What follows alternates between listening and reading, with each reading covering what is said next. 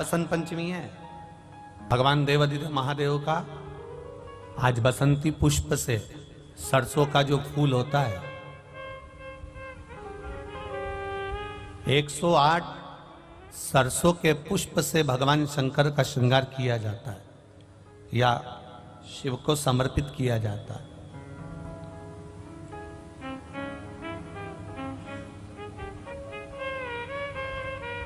अगर डॉक्टर बोल भी देता है कि ऐसा लग रहा है कि कोई बड़ी बीमारी आने वाली है, शरीर में कोई ऐसा रोग आने वाला है कि ये बहुत बड़ा रहेगा, हम उनको हमेशा कहते आए हैं कि प्रयास करना कि बसंत पंचमी के दिन सरसों के फूल 108 शंकर भगवान को चढ़ जाएं, उसके बाद जांच करवाना प्रारंभ करो, बड़ी बीमारी नहीं आएगी, बाबा उसको टाल ही देगा। उसका नाम महामृत्युंजय है,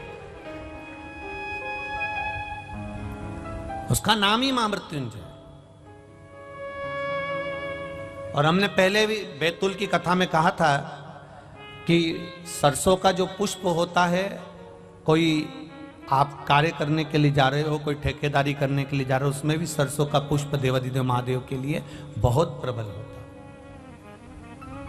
बहुत प्रबल। पंचमी के दिन जो बच्चा पढ़ने में कमजोर होता है उसके हाथ से सरसों के 31 फूल शंकर जी को चढ़ा दिए जाते हैं तो बच्चा पढ़ने में अव्वल निकल जाता है। उसके बच्चे को कभी नहीं कह सकते कि पढ़ने बैठ, वो खुद बैठेगा। और बाकी के सरसों के फूल आपको मालूम है कि रोग मुक्ति के लिए तो होते ही हैं, ये तो आपको पहले भी वर्णन किया है महाराज कि जब कोई एकदम रोग आ जाए और डॉक्टर एकदम बोल दे कि ये रोग भारी आ गया है और इसकी जांचें जाएंगी और फिर ये कुछ भी हो सकता है, तो क्या करा जाता था कि 108 सरसों के फूल लाकर तुरंत शंकर भगवान को चढ़ाए जाते थे महाराज। तो चढ़ाने के बाद में रिपोर्ट अच्छी आती है। ऐसा नियम है, कहीं ठेका कोई ठेकेदारी करते हैं ना, जो ठेका भरते हैं कि भाई मेरा टेंडर आना चाहिए, मेरा ये काम होना चाहिए, मेरी मल्टी बनना चाहिए, या मेरा ये काम के लिए जा रहा हूं, ये काम फतेह होना चाहिए, उसके सबके हाथ पैर जोड़ने से अच्छा एक काम करो, बस 108 सरसों के फूल उठाओ, शंकर जी का उद्धतेश्वर महादेव का नाम लिखो और छोड़ दो, शिव जी के ऊपर एक एक कर चढ़ा दो, वो ठेका तुम्हें ही मिलेगा, वो काम तुम्हारे पास ही आए। हम बच्चों से कहना चाहेंगे, छोटे छोटे बच्चों से, आप माता सरस्वती की आराधना करा करो। मेरे बच्चों से निवेदन है, कभी जिंदगी में अगर मौका मिल जाए और सरसों के फूल यदि आपके जीवन में आपको कहीं से प्राप्त हो जाए, सरसों के फूल जानते हो ना, पीला कलर का होता है सरसों का फूल, आप प्रयास करो सरसों का फूल। जिस दिन माता सरस्वती का, मेरी बागेश्वरी का जिस दिन प्रागट्य उत्सव हो बसंत पंचमी का, उस समय पर माता सरस्वती का स्मरण कर कर वो सरसों का फूल आप देवाधिदेव महादेव को चढ़ाइए। जैसे माता सरस्वती को ज्ञान दिया था वैसा मेरा महादेव आपको भी ज्ञान दे। वो सरसों का फूल आप देवाधिदेव महादेव को समर्पित। केवल आज बसंत पंचमी का दिन, एक ही दिन शिव को प्रिय है पुष्प में आंक का पुष्प, जो आंकड़े का पुष्प होता है शंकर को बड़ा प्रिय है। और दूसरे नंबर पर शंकर को प्रिय है शमी का पुष्प, बहुत ध्यान देना महाराज। तीसरे नंबर पर शंकर को प्रिय है महाराज सरसों का पुष्प। सरसों होती है ना, जो राई अपन बोते हैं, सरसों बोते हैं, उसमें पीले कलर का जो पुष्प लगता है। हमारा तो निवेदन रहता है जब तक सरसों आए तो प्रयास करा करो कि सरसों के 108 पुष्प शंकर भगवान पर चढ़ाना प्रारंभ कर दो। महाराज ये पक्का है कि वर्ष भर कोई बड़ी बीमारी आपको घेर नहीं सकती अगर सरसों के फूल शिव को चढ़ रहे हैं तो।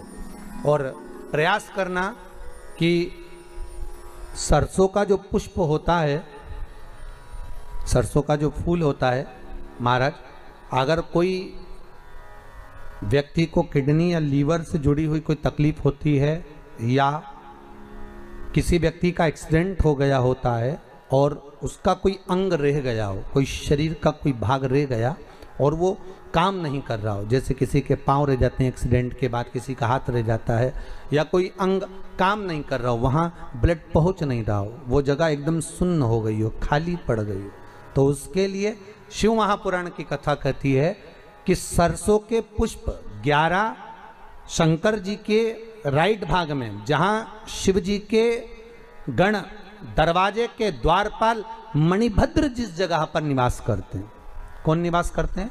मणिभद्र। शंकर जी के दरवाजे के द्वारपाल हैं मणिभद्र जी। तो मणिभद्र दरवाजे के द्वारपाल में राइट भाग में मणिभद्र जी विराजते हैं। मतलब राइट भाग कौन सा हुआ? जब आप मंदिर से बाहर निकलेंगे तो राइट भाग, मंदिर में प्रवेश करेंगे जब राइट नहीं होना चाहिए, आप मंदिर से जब जाएं तो राइट भाग। मतलब आप मंदिर से राइट से जाएंगे तो शंकर जी का भी राइट हो जाएगा, क्योंकि शिव जी ऐसे बैठे हैं तो शंकर जी का भी राइट हो गया, देवता उनका भी राइट हो गया।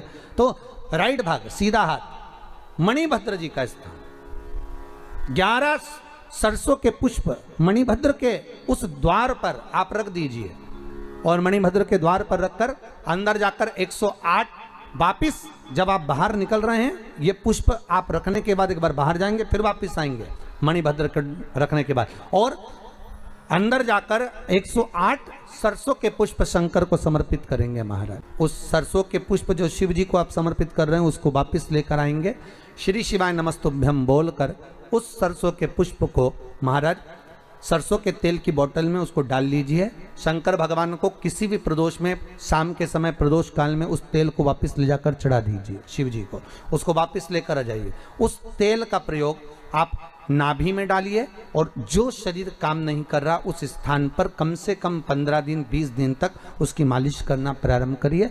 बाबा चाहेगा तो चलाने का प्रयास कर देगा और वो अंग वो शरीर काम करने लगेगा। मणिभद्र का स्मरण, श्री शिवाय नमस्तुभ्यम, सब बोलिए एक बार जमकर, श्री, अरे पहले बोल दिया, हमारे साथ तो बोलो, श्री शिवाय नमस्तुभ्यम। भगवान शिव के मंत्र का स्मरण कर कर करते सरसों का जो पुष्प है उसमें आनंद की अनुभूति है, आनंद के अनुभूति। सरस्वती जी का एक नाम शारदा है। क्या नाम है? जम के बोलिए जरा। शारदा। ये शारदा नाम कहां से पड़ गया? सरस्वती माता को शारदा नाम किसने दिया था? भाई नामकरण होता है तो हमारे यहाँ तो आज भी नियम है महाराज, ये बुआ कोई नाम बताती है, मामा जी कोई नाम बताते हैं, और दादाजी कुछ बोलते हैं, कोई बोलेगा टिक्कू, कोई बोलेगा पिक्कू, कोई बोलेगा कुछ, सबके नाम अपने अपने रहते हैं, कोई प्रेम से क्या बोलता है। तो सरस्वती का शारदा नाम किसने प्रदान किया था? माता सरस्वती को शारदा संबोधन किसने दिया था?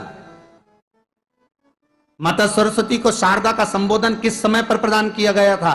जिस समय पर शंकर और पार्वती भ्रमण पर निकल रहे थे और भगवान ब्रह्मदेव सरस्वती को ढूंढ रहे थे, और माता सरस्वती को ढूंढते हुए ब्रह्मा जब भगवान शंकर की साक्षी में पहुंचे हैं, तब भगवान शंकर से ब्रह्मदेव ने कहा, आप कहीं सरस्वती को देखें तो मुझे भेजिएगा, मेरे पास में भेजिएगा। शंकर भगवान ने उसी समय पार्वती से कहा, पार्वती, जैसे एक स्त्री जो पतिव्रता धर्म का पालन करने वाली है, एक नारी पतिव्रता धर्म का पालन करने वाली होती है, पति को परमेश्वर मानने वाली होती है, पति के चरणों का रसतत्व ग्रहण करने वाली होती है, तो वो पर पुरुष का स्मरण नहीं करती। उसी तरह एक पति जो अपनी अर्धांगिनी के साथ में रहे और अर्धांगिनी के साथ चले तो पर नारी का स्मरण नहीं होना चाहिए। तो एक काम करो पार्वती, तुम उस सरस्वती को बुलाना प्रारंभ करो। अब पार्वती जी ने कहा, सरस्वती तो मेरी बहन जैसी है, सरस्वती तो मेरी सखी जैसी है, अब मैं उसको अगर बुलाऊं, आवाज दूं, अच्छा नहीं लगेगा। तो माता पार्वती जब ढूंढते ढूंढते ढूंढते ढूंढते शंकर भगवान के साथ में भ्रमण करती करती पहुंची, तो क्या देखती है माता पार्वती कि एक सरोवर के पास में माता सरस्वती बैठकर सरोवर में अपना मुखाग्रविंद देख रही थी। श्वेत वस्त्र था मेरा माँ का, और बड़ी सुंदर गले में माला पहन रखी थी माता सरस्वती ने, और एक सरोवर में माता सरस्वती अपने मुख को जब निहार रही हैं, उस दर्पण के भाव में अपने प्रतिबिंब को देख रही हैं, तब उस समय पर माता पार्वती ने कहा, शारदा, सरस्वती को लगा कि मेरा संबोधन ये किसने कहा, पलट कर देखा। सरस्वती ने कहा, पार्वती तुम? हाँ, मैंने तेरा जो दर्पण में प्रतिबिंब देखा है, तेरा स्वरूप देखा, पर तू इतनी सुंदर है, इतनी सुंदर है, पर तेरा जल में जो स्वरूप देखा ना, वो नीला दिखाई दिया, थोड़ा सा श्याम दिखाई दिया, इसलिए मैंने तुझे शारदा कह दिया। आज भी हमारे मध्य प्रदेश के कटनी और सतना के बीच में महियर में आज भी शारदा भवानी विराजमान है महाराज।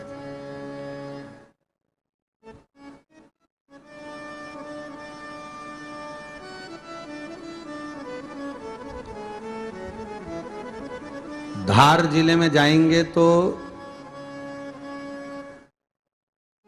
बाग क्षेत्र में मां बागेश्वरी, मां शारदा आज भी विराजमान। कहा सरस्वती जी पूछी, पार्वती तुमने मेरे को शारदा क्यों कहा? क्योंकि तेरा जो प्रतिबिंब था वो श्याम नजर आ रहा था मुझे।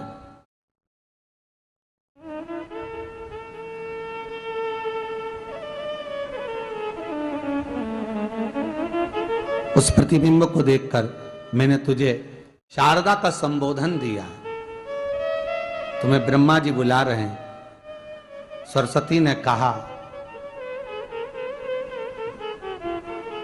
पार्वती मैया दीदी, आपने मुझे जो नाम दिया है, जगत के लोग, संसार के लोग मुझे इस नाम से जब पुकारेंगे तो ये शारदा, ये सरस्वती स्वयं उसके कंठ पर, उसके मस्तिष्क पर सदा विराजमान रहेगी, ये शारदा बनकर। इसलिए हमारे स्कूलों में, हमारे काव्य ग्रंथों में, हमारे जो कविगण रात्रि को जो काव्य पाठ करते हैं, कविता का स्मरण करते हैं, वो सरस्वती की वंदना नहीं करते, हे शारदे मां, शारदा की वंदना करते।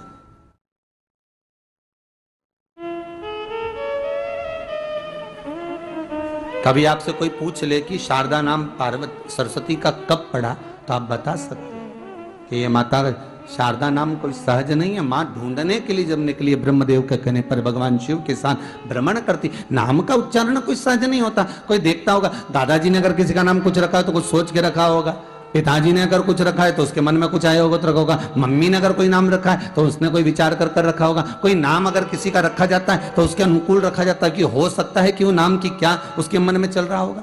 तो शारदा का संबोधन कोई सहज नहीं है। माता सरस्वती का एक नाम शारदा हुआ, इसलिए संबोधन में सरस्वती कम शारदे मां ज्यादा बोला जाता है। आप काव्य पाठ कर लो, नाम जाप कर लो, स्मरण कर लो।